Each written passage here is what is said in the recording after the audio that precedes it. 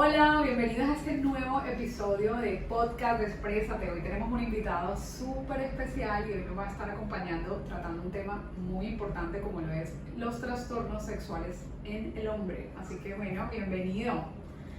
Bueno, bienvenido, doctor Julián Buch. Muchísimas gracias por la invitación. La verdad es que es la primera vez que estoy haciendo eso, así que un poquillo de nervios, pero vamos a hablar sobre temas sexuales masculinos que realmente muy poco se habla sobre ellos y que para mí, en la rama en la que me muevo, es muy importante y que se están desarrollando muy buenas técnicas para conocimiento de todos.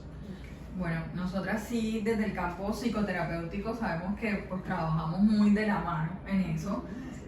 Vamos a empezar como a hacerte unas preguntas de tipo clichés culturales que ya me imagino que te las han hecho demasiadas veces. Claro, pero primero hay que presentarlo, ¿no? Por favor, porque no me he podido aprender tus títulos. Entonces necesito que tú lo hagas. Yo sé que tú eres una persona muy humilde, pero necesito que lo hagas. Vale. Inicialmente pues soy médico cirujano también de la Universidad de Cartagena porque me gradué primero aquí. Luego me fui a España y he hecho en esta parte máster en andrología que es con la Fundación de Puigvert en Barcelona. También un curso de trastornos sexuales del varón o del hombre adulto con el Instituto Sexológico de Barcelona. Y además también una formación con el Store Medical para la aplicación de ondas de choque en algunas enfermedades del hombre como son la disfunción eréctil y la enfermedad de Peyronie. Eso para resumir. Eso para resumir, nada más. Bueno, son muchas dudas, son muchas preguntas, pero sobre todo curiosidad por un tema tan interesante, porque pues la idea es que todos estemos fluidos en la sexualidad, que la gente se sienta plena, tranquila, que pueda desarrollarla de la forma más natural, más orgánica.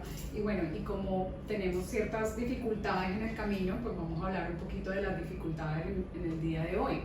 Por ejemplo, Julián, te quería preguntar sobre el tema, uno de los temas como más importantes que al hombre le preocupa en general y es no tener una erección, ¿cierto? Y sobre todo en el momento en el que está con la chica, que es un momento importante donde quiere sacar su hombría, sentirse cómodo con ella, y cuando esto no sucede, creo que es bastante frustrante y bastante pues, penoso, vergonzoso que no suceda la erección. Bueno, ¿cómo desde la medicina y desde tus estudios lo has entendido? Vale, pues inicialmente hay que entender que la disfunción eréctil puede tener diferentes tipos de orígenes. No conozco muy bien la epidemiología aquí porque normalmente, bueno, estoy fuera, pero sí te puedo decir también que a nivel, hay una diferencia, por ejemplo, yo creo que en Latinoamérica es mucho más, es menos frecuente. Eso sí que lo he leído. No estamos diciendo con esto que no pueda aparecer porque hay algunas enfermedades como las que quiero hablar ahora que pueden generar esa disfunción y hay que empezar a prevenir, porque muchas veces ya consultamos cuando está muy avanzado el tema. Pero por ejemplo a nivel físico, orgánico, ¿qué es lo que te puede generar principalmente disfunción eréctil? Hablamos de hipertensión arterial, diabetes mellitus, el tabaquismo, la obesidad, problemas de colesterol. Son los principales las cinco causas principales para generar disfunción eréctil. Ahora, no hay que solamente centrarnos en la parte física, orgánica, que mi cuerpo no funcione bien, sino que también hay una parte, que por eso estáis vosotras aquí, para la parte mental, porque la psiquis puede generar muchos temas de ansiedad que te pueden generar una mala pasada dentro de la actividad sexual y generarte lo que yo denomino en los pacientes menores, que son, o sea, me refiero a 20 años, 25 años, una impotencia sexual situacional, que no deja de ser una disfunción eréctil, pero de tipo psicógena. Es decir, que no hay nada malo en su cuerpo, simplemente que se presiona mucho en el rendimiento, se presiona mucho en que tienen que cumplir el momento del coito y no le dan tanta importancia a otras cosas, como por ejemplo el disfrutar previamente. Bueno, que no hay juego preliminar, yo creo que es toda actividad sexual pura y dura. Claro. Porque me dicen, no, es que llega el preliminar. No, no hay preliminar, señores, sí. El juego erótico puro y duro. Súper. Y dentro de eso también hay una parte que llega a la penetración. Pero es que tú desde que estás besando a tu pareja, desde que la acaricias, desde que la besas, ya estás creando placer. Claro. Y el placer y la excitación es lo que te genera la erección. Si no hay excitación, yo no puedo controlar la erección con mi cabeza o tener un botón donde la enciende y la apague. Quiero tener una erección y la tengo. No, claro. No hay de esa forma. Pero si tú estás con buena estimulación en pareja, estás creando ese momento de placer y de excitación, pues será mucho mejor. pues yo creo que por ahí más o menos podríamos arrancar. No sé qué pensáis Eso sí, vosotras, esa parte- porque esto es un tema árido. Es un tema muy largo y además que también pues la mente es muy poderosa, ¿no? Si yo empiezo a pensar y a pensar, entre más yo quiero pensar en algo, no lo quiero pensar, termino pensándolo, o sea, es un juego casi que de una lógica no ordinaria. Entonces, si yo estoy en un acto que es supremamente tranquilo, que es supremamente natural, y entonces yo empiezo con la idea, ¿será que lo voy a lograr? ¿Será que ella sí se siente bien? ¿Será que se me va a parar el pene lo suficiente? Ya. Desde ese momento creo que arranca el bloqueo mental. Claro. Y si esto es recurrente y no puedo salir de aquí, entonces ya se me empieza a constituir una dificultad que va conmigo y yo me puedo considerar que pues no tengo la habilidad para tener la erección. Y eso es preocupante, ¿no? Yo voy a hablar de una influencia social también, porque desde chicos el hombre va creciendo y hay una presión, sea desde el padre o la madre de mi hijo, el varón, el macho. También hay una presión de tipo de ya yo me he acostado con tantas personas, y también hay una serie de recomendaciones que son perjudiciales. Por ejemplo, está la droga como tal. Yo tengo un paciente que me dice, yo si no me fumo un porro antes, no tengo sexo. Okay. ¿Por qué? Porque es la mejor sexo de mi vida, porque no me da una suficiente erección. Creo que es más un tema de condicionamiento. Y Sí. también está el tema del famoso Viagra. Aquí en la costa se habla mucho de bebidas estimulantes, pero... Energizantes, medio macho. Exacto, por ejemplo, Power. Entonces todo eso es muy cultural y crea una presión también. Entonces todas las recomendaciones, tanto citadinas como en los municipios, se ve mucho eso, pero ejerce una presión todavía peor. Y bueno, las prostitutas, porque también tengo que decirlo, el padre lleva al hijo de las prostitutas para que tenga ese encuentro, y por eso digo que voy a hablar de lo social, porque ustedes tienen una presión mucho más evidente, a la larga ustedes tienen que levantar un músculo, pues nosotras sí tendremos el problema de un poco de la anorgasmia o el tema de no lubricar, pero hay otros métodos que omiten un poco, o sea, lo aplacan, pero en ustedes una erección es inevitable que no se vea. Claro, las erecciones pues no es solamente que el pene se llene de sangre, porque muchas veces lo que queremos es eso, ¿no? Eso facilita mucho el proceso, el Viagra, el Cialis, hay unos nuevos, Levitra, etcétera, porque son 4 medicamentos que se utilizan para la disfunción eréctil. A nivel oral hay otras cosas, hay inyecciones, hay prótesis, hay ondas de choque, hay terapia hiperbárica, se está adelantando mucho sobre esto. Pero claro, estos temas se han venido también un poco, vamos a decir, como paralizados un poquillo después del tema de la pandemia, porque claro, la inversión económica está para otras cosas, no para el tema de salud sexual. Esto no es importante según lo que dice la sociedad o las sociedades de medicina a nivel mundial. Pero, por ejemplo, todo lo que dices tú es cierto. Muchos problemas son de los hábitos que creamos desde jóvenes, lo que vemos, porque mi padre, por ejemplo, siempre yo he escuchado personalmente que mi padre ha sido un Don Juan, Claro. y ha tenido muchas mujeres. Claro. Y, por ejemplo, ahora ya a su edad, pues me está preguntando cada 2 por 3 qué puede hacer para poder mantener su vida sexual. Hay un tema también de que nosotros los chicos o los hombres siempre vamos a tener ganas. El problema es que en ciertas edades ya también llega algo que se llama la andropausia, vamos a llamarlo, que sería el equivalente de la menopausia en las chicas. Y pues oye, por temas de cambios fisiológicos y de la edad es imposible construir una erección completa solo a nivel físico, me refiero, sino que vas a necesitar una ayuda. Claro. Y es importante también hacerlo. ¿Qué más? Yo creo que esto todavía vamos a seguirlo desarrollando, pero yo creo que hay que darle también importancia en que no solamente desde tu casa, porque aquí, por ejemplo, en la costa principalmente y a nivel de Latinoamérica poco se habla de salud sexual, ¿no? Yo creo que lo único, es que en las escuelas lo único que nos enseñan son las enfermedades de transmisión sexual. Protégete de la gonorrea, protégete de la sífilis, protégete del VIH, y usa preservativo. Y yo digo, pero a ver, que no nos dicen más nada, no nos explican, por ejemplo, oye, si te vas a masturbar, eso debería evidentemente no desde ciertas edades, pero sí cuando estemos mayores, si vas a empezar a hacer este tipo de actividad sexual en solitario, intenta hacerlo en un ambiente sin ansiedad, no corriendo en el servicio, porque si no te van a tocar la puerta, tus padres te van a pillar, y muchas veces los chicos generan esos problemas de ahí, del desconocimiento de lo que es una actividad sexual saludable. Y eso creo que también deberíamos incorporarlo en algunos temarios que podríamos implementarlos dentro del colegio, dentro de las escuelas. Para mí es importante, yo creo que no decir cómo te vas a masturbar, porque no, ojo, no estoy hablando de decir qué tienes que hacer dentro del encuentro sexual o dentro de la actividad sexual, es tener buenos hábitos.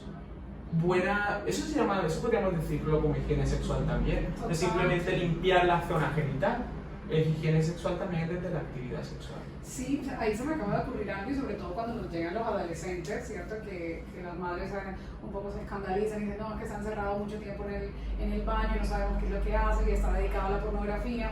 O sea, ¿hasta qué punto, desde tu punto de vista, el tema de la frecuencia de la masturbación es algo que puede ser sano? Porque sabemos que también es autoerotismo y eso lo necesitamos todos, pero ¿hasta qué punto ya empieza a ser insano que tú digas, bueno, ya hay que poner un límite? Sí, nosotros hablamos de que la masturbación es sana, o sea, tú te puedes masturbar como quieras, okay. O sea, no es que haya un número de masturbaciones por día, pero sí deja de ser hábito positivo cuando tú lo haces solamente por buscar eyacular, principalmente, o porque he creado un hábito de que todos los días me tengo que masturbar 3 veces. Ya. Y normalmente cuando tú lo haces tan continuamente, claro, estás creando también una alta demanda a nivel del pene. Claro, sí. El pene necesita también cada cierto tiempo, claro. Circulación sanguínea. Claro, por supuesto, circulación. Entonces, si tú te masturbas, la primera, vale, perfecto, puede que vaya bien. La segunda, bueno, la tercera ya te cuesta, incluso hasta llegar al orgasmo. Pero eso lo ven en la pornografía también, que ven el actor porno que ya, tiene. pero claro, hay que entender que la pornografía no deja de ser una película. Claro. Porque en las películas hay efectos especiales, como inyecciones que se colocan en el pene para tenerla dura siempre. Eso se llama el Prostamilo, el medicamento que se utiliza, por ejemplo. Claro, hay un medicamento inyectable que utilizan los actores porno, que nosotros también trabajamos con eso. Bajo prescripción médica. Bajo prescripción médica, evidentemente, para poder rendir más, pero realmente lo hacen por eso. O por ejemplo, los chiquillos jóvenes que tienen 24 o 25 años que se toman una pastilla de Viagra para rendir toda la noche, que tampoco está bien. Claro, y que no la necesitan. Y que no la necesitan y que pueden generar hasta un efecto secundario que se llama priapismo, porque si tienes una erección de más de 4 horas, eso te puede dejar una secuela permanente a nivel vascular y te puede generar entonces una disfunción eréctil orgánica por un deterioro a nivel de tus arterias cavernosas.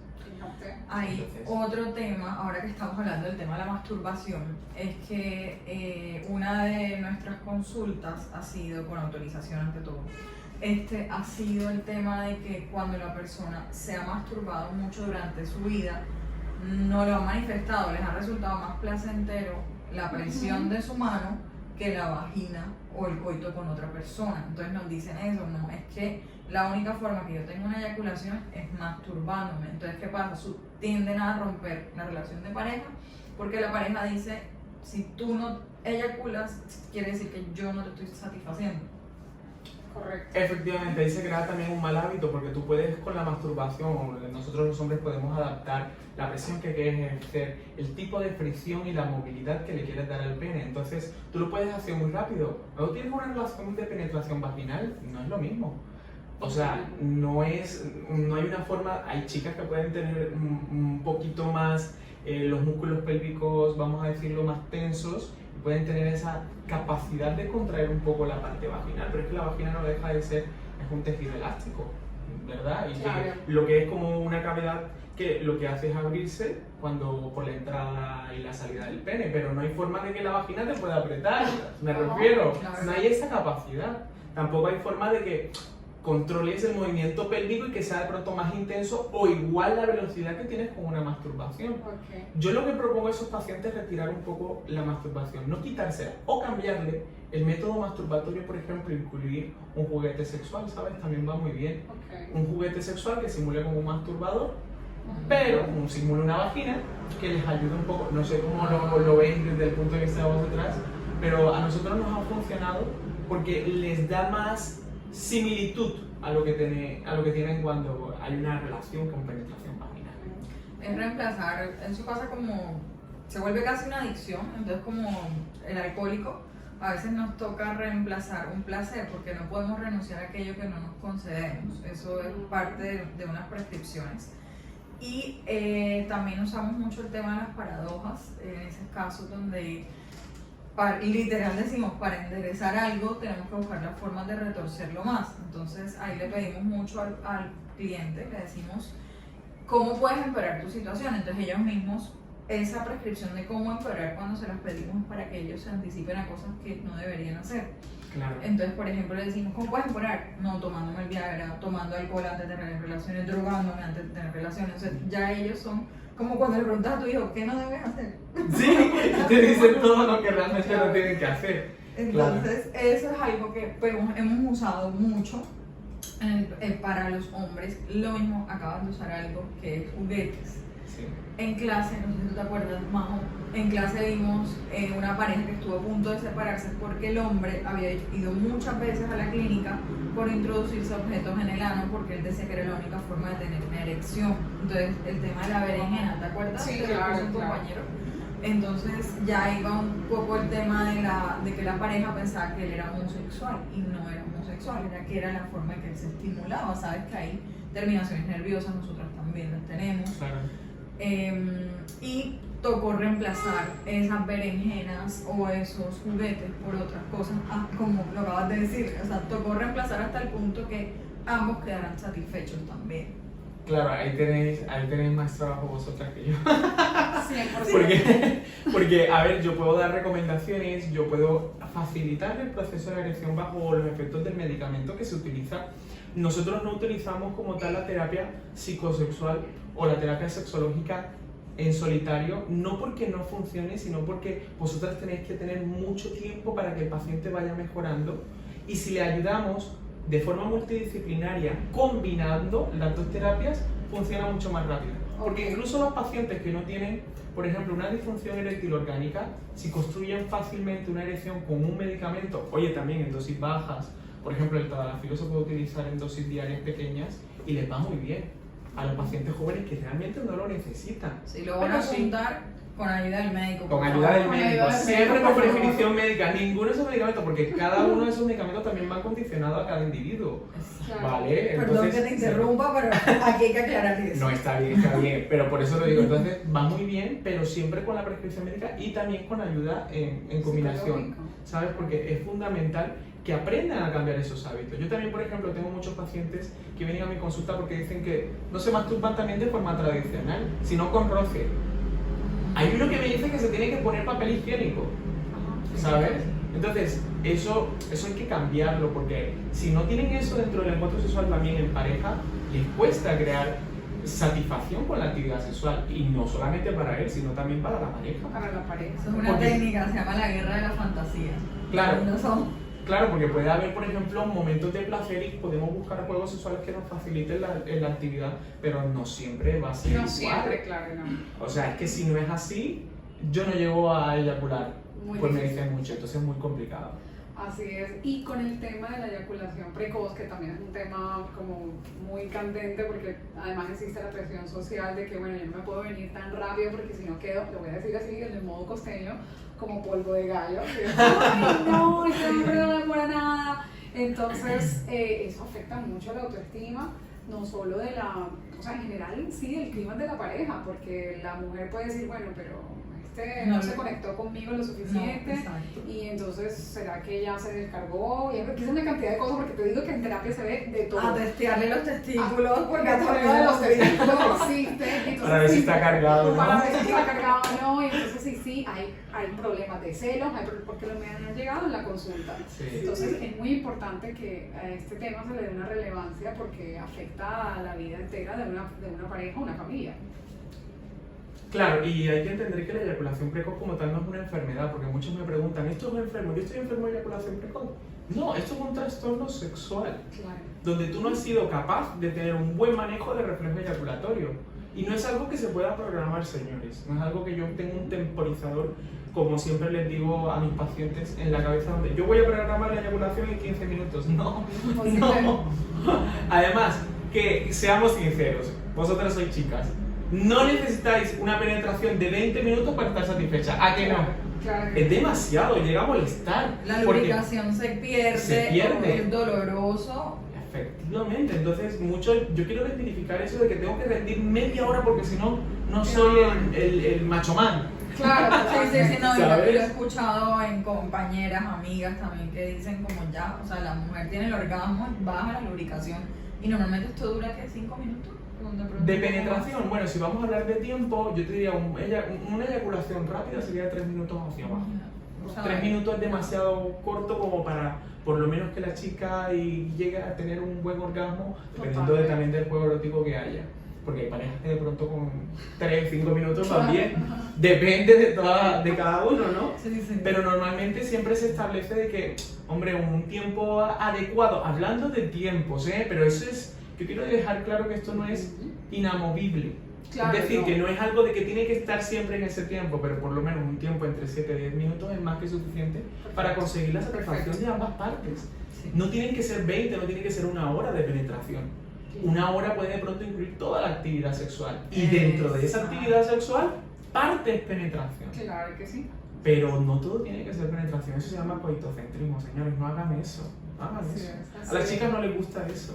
No. Maneje bien a la chica en el preliminar, Exacto. entre comillas, preliminar mal llamado, pero con juego erótico usted tiene a su pareja satisfecha. El innovar también, porque no tiene que ser a la misma hora, el mismo sitio, el mismo Ambiente, lugar, todo. el mismo ambiente, porque muchas veces se vuelve rutinario también, Sí, y eso no. puede generar también problemas de eyaculación, ¿sabes? Cuando llegan los hijos. también. Cuando llegan los Apúrate que va a hijos. tocar la puerta. Efectivamente, problemas de ansiedad. Normalmente siempre tenemos ansiedad ligada al coito y muchos de los pacientes que van por problemas de eyaculación precoz es por ansiedad, porque no se sienten satisfechos con lo que ellos pueden brindar en el encuentro sexual, pero solamente hablan de penetración, es que no hablan de más nada. No hablan ni dicen, por ejemplo, yo soy bueno en esto o satisfago a mi pareja De con otra sexo manera. oral, Sí. con estimulación, no sé, o sea, hay tantas cosas que tú puedes hacer dentro del encuentro sexual. Entonces justo cuando vas a la penetración es cuando más ansiedad se genera y al estar tú ansioso y focalizado sensorialmente en la parte genital es cuando Ya. fallas, porque solamente estás creando o más bien concentrado en lo que estás sintiendo aquí. Entonces se pierde la erótica. Claro. Y otra cosa que hacemos, oye, si tú estás cerca de eyacular y han pasado, yo que sé, 3 minutos de penetración, pues cambia de postura, chicos. Sí, ¿Qué quieres que diga? Porque no puedes durar tampoco 10 minutos en la misma posición. Es que Pero ninguno sí. lo hacemos, ¿eh? Ninguno lo hacemos. De acuerdo. Entonces, ese tipo de cosas yo creo que serían buenos trabajar. Sí, nosotros en terapia utilizamos una metáfora que es con el 100 pies, que es el 100 pies va caminando con sus 100 pies, ¿cierto? Y nadie le pregunta cómo tiene que hacerlo, simplemente lo hace. ¿Cómo hacer A para excepción caminar? de que alguien en el camino le pregunte a ese 100 pies, oiga señor 100 pies, ¿usted cómo hace para caminar? Y el 100 pies claramente deja de... Se descoordina, se enrosca. Es lo mismo, y ese es el proceso mental también. Todo el pensamiento que llega en ese momento puede arruinar todo lo demás. Entonces, no tenemos que estar pensando micro pensamientos de cómo está sucediendo todo, sino fluir. Claro, por Fluir de supuesto. manera natural. ¿Ok? Bueno, yo creo que, no sé si tienes más bien alguna Yo pregunta para sí, nosotras. sí, yo lo voy a aprovechar porque Vale, Pues perfecto. tenemos que sacar Venga. como Oh, el tema de las parafilias, ¿cierto? Ah, Porque vale. eso sí causa ciertas dificultades, sobre todo en el sentido que, bueno, a mí me puede gustar un tema muy exótico, como por ejemplo quiero que me azoten y entonces yo Las solamente pullas. y exclusivamente con las nalgas es que yo me excito y entonces ya a mi pareja de pronto eso no le gusta, nunca ha estado habituada. Y entonces ya eso viene siendo como un problema de pareja porque yo creo que tú solamente llegas así, me estás omitiendo a mí. con como Christian pareja. Grey. Sí, pero ese es el caso que lo disfruten los dos. Claro. Pero hay momentos de que son ciertos gustos tan específicos que me han pasado en la consulta, cómo reconciliar eso entre una pareja que de pronto no está acostumbrada y no lo quiere hacer. Entonces, sí hay que hacer una diferencia entre lo que son las parafilias y lo que son ya pues, unos gustos muy específicos que no le hacen daño a nadie en la sexualidad. Claro, ahí la diferencia radica en que, por ejemplo, hay fetiches, morbos, que a mí, por ejemplo, yo qué sé, me gustaría que, yo siendo médico, esto es un ejemplo, por favor, me gustaría que mi pareja venga vestida de enfermera. Ajá. Yo qué sé, Sí, sí, algo sí. así. O, no sé, o que me gusta que utilice ropa de encaje, o que venga en plan dominatrix, no sé. O los tacones. O los tacones, o incluso, no sé por qué, por ejemplo, Antifaces. hay gente que le gusta que le toquen un poco los pies. En la Y eso, piel. claro, pero ojo, mientras sean fetiches, que no sea única y exclusivamente ese fetiche dentro del encuentro sexual, no tiene por qué afectar la actividad. Es lo que yo, desde mi punto de vista y lo que he estudiado, pues es lo que veo. Es decir, por ejemplo, eso lo podemos hacer como una fantasía, ¿no? Yo, por ejemplo, o también meternos en una bañera, con no sé qué, con juegos, con cremas, lubricantes corporales, y a mí eso me parece bien. Pero no tiene que ser reducido a la actividad sexual siempre a eso, porque ahí entonces se vuelve un poco aburrido, monótono, ¿verdad? Eso puede incluirlo dentro de los fetiches, y siempre consentido en la pareja, porque también yo no te voy a pegar si tú no te gusta, no sé, o sea, Sí, qué cosas te ¿sabes? suben y te bajan la libido y de ser honesto, porque de es ser que honesto. si a mí no me gusta que, por ejemplo, me laman los pies y le encanta hacerlo, pues partir de ahí de decir, bueno, es que de verdad no me siento cómodo o cómoda haciendo esto. Si a mí no me gusta que, voy a decir algo un poco, pero también lo escuché por ahí, que antes o después del coito defecar en la pared, en el piso, he escuchado de cuánta cosa. Ya. O sea, entonces, son cosas que para gustos los colores, Claro. pero ser honesto y decir, con esto voy, con esto no es que no vaya por un prejuicio, es que me baja la libido, o sea, que no hay Claro. nada que hacer, entonces puede también empeorar el Y tema. también las conductas de Desempeño. riesgo, ¿no? Como Claro, cosas que te llevan casi a matarte. A eso ahorcamiento. voy, o al ahorcamiento, o sea, ya esos son temas un poco más, a ver, que cada quien puede hacer lo que quiera dentro de la actividad sexual, consentido, eso sí, pero yo, por ejemplo, no le veo nunca un problema siempre y cuando sea consentido primero y segundo, si no afecta al rendimiento sexual de otras partes de la actividad sexual Ok. o de la dinámica sexual. Ok. Porque no se puede reducir solamente al ahorcamiento y que con eso es lo único que tengo placer. Porque Claro. entonces estás cerrando tu placer solamente a eso. Es que aburrido eres, ¿eh? Sí, Entonces, no, también hay que pensar. Yo siempre hablo de esta parte y ya con esto finalizo para hablar sobre las parafilias. Yo creo que el placer tiene que ser algo egoísta, ¿no? Pero tiene que ser un egoísmo positivo. Yo lo hablo así en consulta. Ya vosotras me decís si estoy bien o no.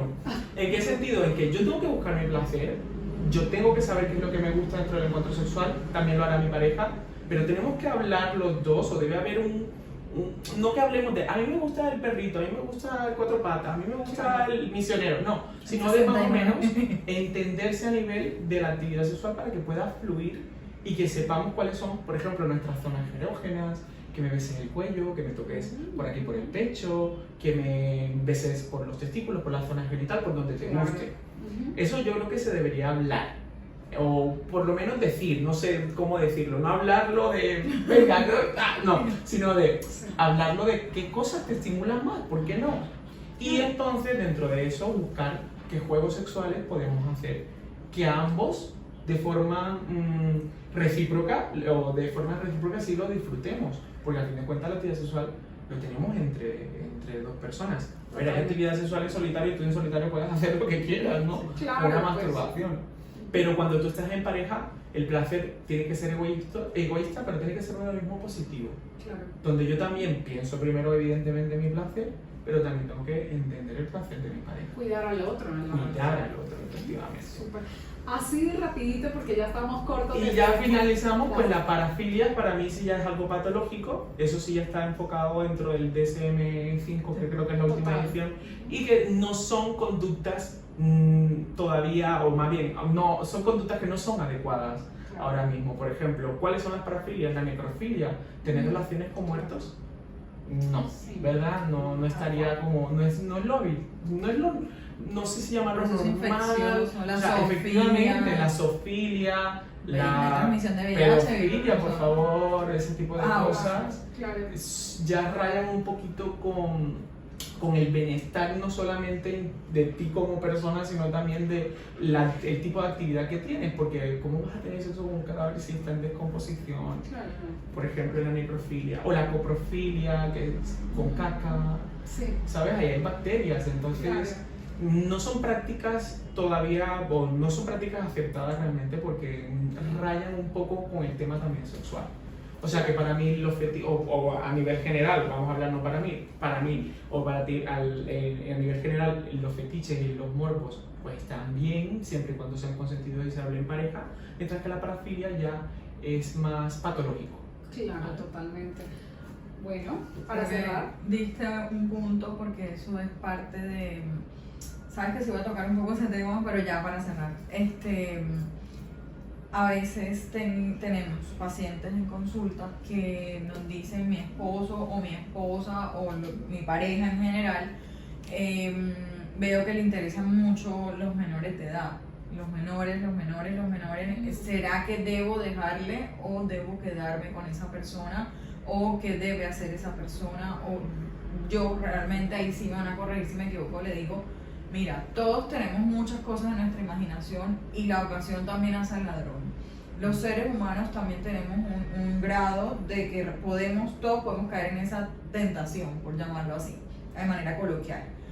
La diferencia está en la toma de tu decisión y el control de los impulsos, porque realmente en lo que acabas de decir, en la parafilia, pues no está, digamos, es una violentar, es violentar al otro y a ti mismo, no hay algo bueno, o sea, en esta parte donde me estoy un poco trabajando, pero es que... No te preocupes, a ver si quieres te ayudo un poquito. Sí, porque yo lo veo también como tú. Desconcertados. Claro, yo lo veo como tú. ¿En qué sentido? Por ejemplo, ¿por qué se vuelve patológico? Porque un niño de 5 años no tiene todavía la forma de dar su consentimiento para tener actividad sexual. Los órganos no están desarrollados. No estás desarrollado, no tienes preparación, no hay ni siquiera producción a nivel hormonal para tú tener actividad sexual. Una niña de 5 años, yo me estoy poniendo ya en el tema mucho más rayado, pero igual con 10 años, aunque ya por lo menos han tenido o desarrollado el botón mamario, están en la etapa de pubertad.